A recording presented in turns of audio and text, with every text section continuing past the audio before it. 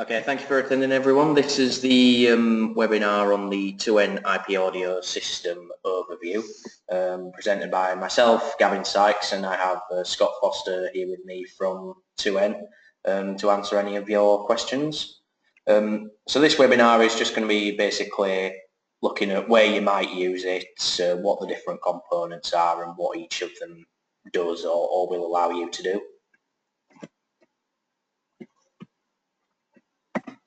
There we go. So as you can see from here, there's no end really to the situations in which you could use this sort of system. You've got schools, universities, hospitals, warehouses, shop floors, anywhere you can think of really where you would need an audio system for maybe background music, internet radio, making live announcements and things of that nature. So the main hardware components are the list you see here. I've also listed what they used to be called because when this was all first released it did have different names, but 2N have changed those to more accurately represent what each thing does. So we've got the net audio decoder, which also has a Lite version, which we'll come on to that in a couple of minutes. There's the net speaker, which is a speaker with a net audio decoder inside it, a net mic, a net audio encoder, and then the mobile audio gateway.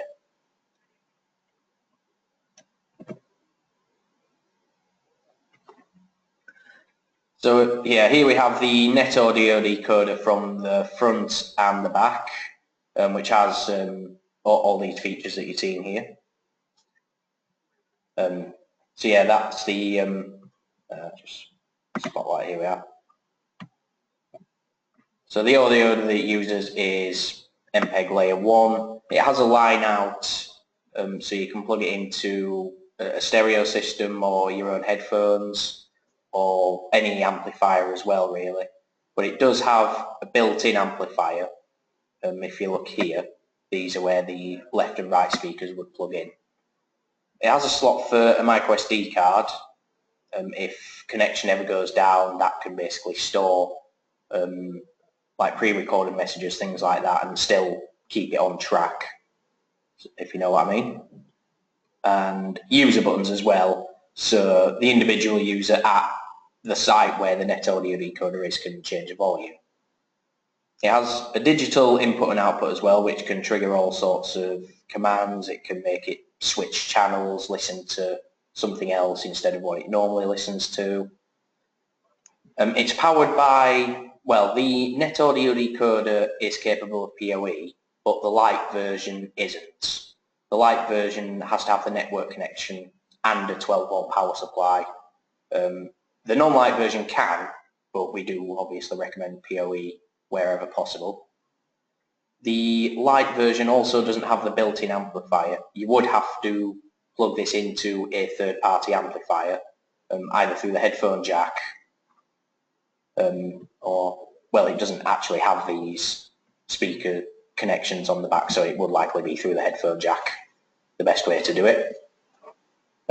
If you are using the non-Lite version with a power supply, then it's 14 watts, but it is slightly lower on PoE, only 8 watts. And you can see retail price on here as well. It's €381 for the non-Lite version and $252 for the Lite.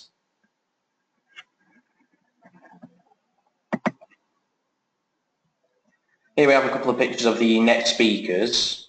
You can see that there's wall-mountable versions and a ceiling-mounted version, the one in the middle. These are the ones with a built-in net audio decoder. And on the wall-mountable units, you can actually mount a second speaker.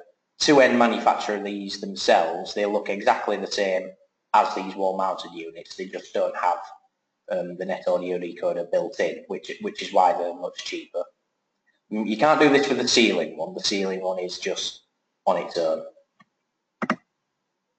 Here are the wall-mounted ones from the back. You can see network connection. Again, we recommend PoE, but it does have connection for a power supply if the situation calls for it. Speaker out, and then there's a reset button as well, as most things have. Again, RRP is 437 for the wall-mounted units and 475 for the ceiling unit. They're for indoor use only, but you are able to use the system outdoors if you connect an outdoor capable speaker to one of these or to a net audio decoder. They are quite powerful when it comes to the sound level. The wall-mounted ones do up to 100 decibels and the ceiling one does up to 105. Again, they're a bit lower if you're using PoE rather than a power supply as well as a network connection. On the ceiling one as well, you can buy a remote control from 2N, which will allow you to change the volume and things like that.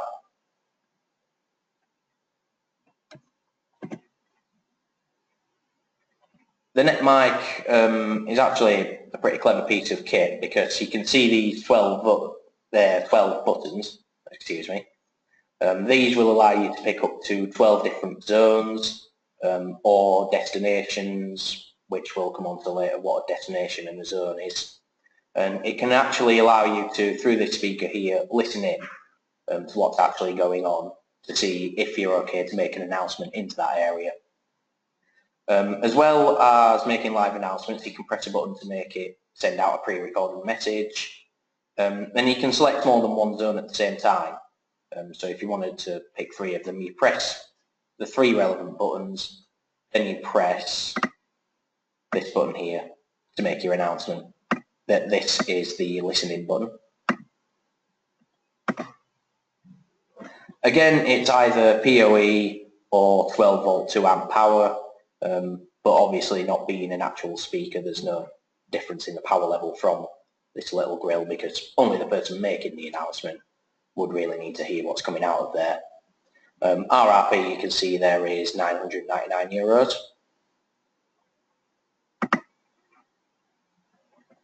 The net audio encoder is quite similar, except that it doesn't have the zone selection, and this will allow you to stream in from any CD player, DAB tuner, FM tuner, through the line-in connection. It also has an XLR3 connector for a microphone, such as the one you would actually find on the net mic as well. That has the same connector to plug the microphone into when it comes out of the box. It has a paging button connector as well, so it can basically say to the system, if that button is pressed, give me the highest priority to announce into whichever zone is set to it. Again, PoE or 12 volt power, considerably cheaper than the net mic, obviously due to the lack of being able to select zones while you're making announcements and things like that. It's €447.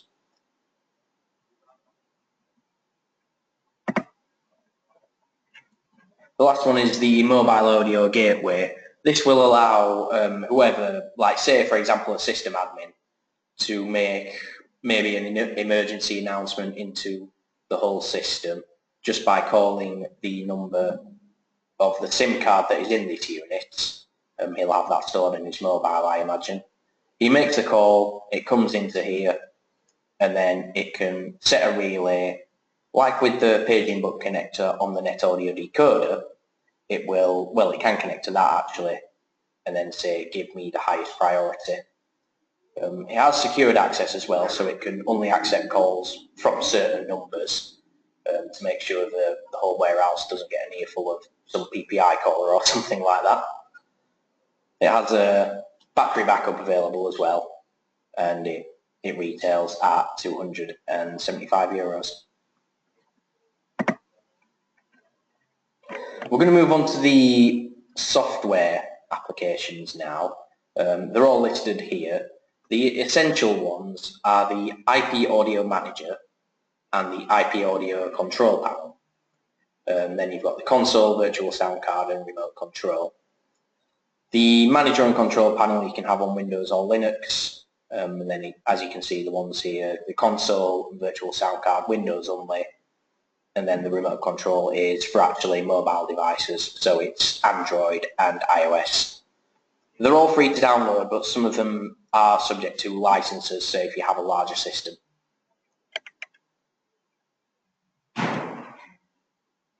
The IP Audio Manager, you don't really see this, you just sort of install it and it sits there because it's mainly controlled by the control panel, the other piece of software. It handles all the audio streams, all the net speakers, internet radio streams, inputs such as net mics, even RTP destinations and inputs, VoIP inputs. It can connect to a phone system, for example. And yeah, any third-party RTP speakers, 2N-SIP audio converters and intercoms can also be used as RTP destinations, as can any IP phone that supports multicast, so Snom, Yearlink, Polycom, they're all compatible. This is where the actual control is done, the IP audio control panel. It gives you sort of a pictorial representation of the whole system, or graphical if you will. I touched on zones and destinations earlier. Each net audio decoder or net speaker, depending how your system is set up, is one destination. Then each of these destinations can be added to any number of zones and subzones. So if you have, say, a school, you've got 8 maths classrooms, each one of them can be a zone, and then the maths department can be a zone that has all those as subzones, and each one of those would likely just have one of these destinations in there. This will allow you to set up all the different sessions. Session 1 streams into this room, Session 2 streams into this zone, Session 3 streams all over the building, for example. You can set different priorities for each one, so if one starts playing, it can make a different one stop playing in a certain zone. Schedule regular announcements through the scheduler, so taking a school again as an example, send out announcements when it's break time, lunch time, or the end of the day. You can control user permissions as well, so different people can stream different things into the system, and depending on how you set it, they can only stream certain things into certain zones, or they could have full control over the whole system. It depends on what the sysadmin wants, basically.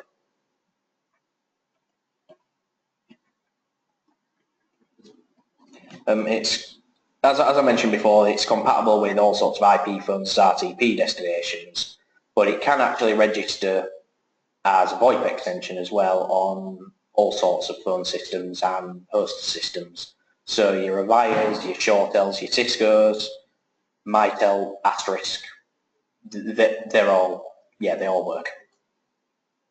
It comes as downloaded with a license for up to 5 net audio decoders as outputs. The inputs aren't licensed, and 1 RTP destination. And the add-on licenses per net audio device, so say if you have 6 net audio devices that you want to control, you would need 1 license. That retails at €27. And the RTP one, if you want to have more than 1 IP phone, for example, retails at €36.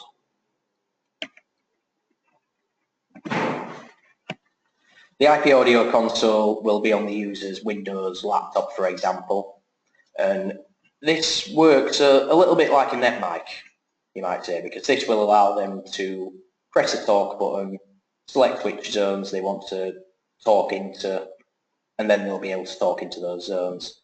These zones that they have permission to stream into are, of course, controlled by the sysadmin who has set this all up through the control panel.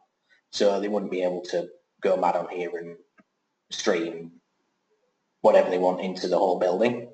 They can also play music or pre-recorded messages as well. I think that screenshot there says that they're playing a Foo Fighters song into, well, it doesn't say where, but we'll say they're playing Foo Fighters into the maths classrooms.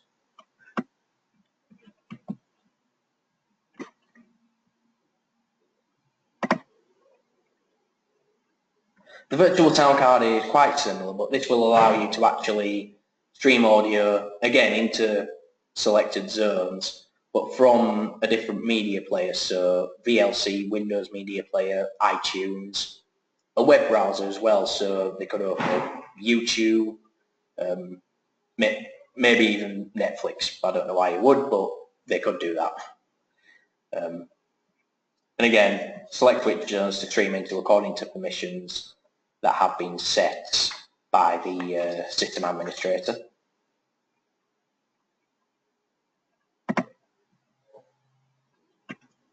The IP audio remote control, I've taken a couple of screenshots here off my Android phone. It'll look much the same on iOS as well, though, I imagine. I've set it up like an imaginary leisure centre, so you can see the gym, which has subzones of cardio and weights, lobby, climbing wall. There's a bar as well. I've been to leisure centres that have bars. So this will allow you to play whatever music is on the system into whichever zones you want, and full control over the volume as well. It's important to know, though, that you won't be able to play music that is on your phone or anything like that. It is just what is stored on the server that the system runs off. So you wouldn't be able to say if it's a classical music hall or something like that, you can connect to it and start playing. Well, I'll use Foo Fighters again as an example off your phone.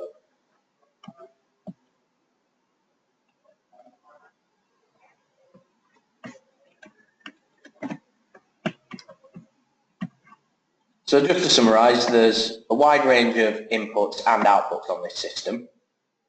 And you can obviously pick and choose which ones you want, whether it's net audio decoder or some people have been known to actually use this software to control all their RTP outputs. So you could have, say, 5 SIP audio converters in the building and actually use this to control streaming to those as well. And it gives you complete control over your destinations, your zones, timings, volume, user permissions. So if the system admin wants, say, a company's managing director to be able to do this, the sales director to be able to do that, you can set all that up, and it is very versatile. Central management, so you can also have net audio decoders that say on a different site. You're a multi-site company, you've got this running on your central server at your head office, and you've got units in all of your branches, and this will allow you to do that, such as in retail stores. There's a big one in Turkey that does have this whole system set up and running quite well. If you buy it from us, obviously you get our world-class technical support, and the recording of this webinar will be available to download soon, so you can come back to it whenever you want.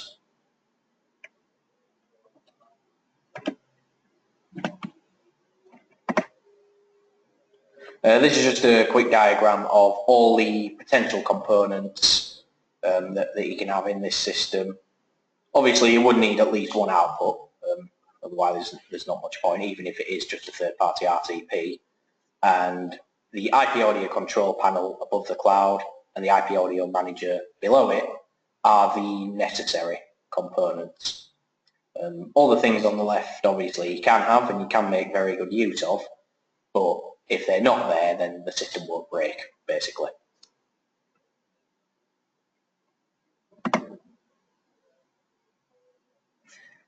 Thank you very much for coming. The pricing for all the components of the system is available now on Process, and obviously I am also available to advise if you have any questions. I can basically take what you're wanting to do and spec something around that, tell you how many of each item you might need, and any more queries, questions, it can be directed straight to me or straight to Scott as well. You have our email addresses there.